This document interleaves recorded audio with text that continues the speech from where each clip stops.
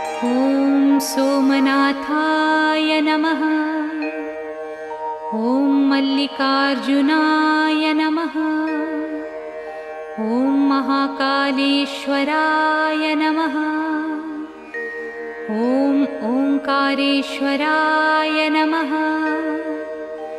ॐ वैद्यनाथाय नमः। ॐ भीमशङ्कराय नमः। ॐ रामेश्वराय नमः। ॐ नागेश्वराय नमः। ॐ विश्वेश्वराय नमः। ॐ त्र्यम्बकेश्वराय नमः। ॐ केदारेश्वराय नमः। ॐ भुस्मेश्वराय नमः।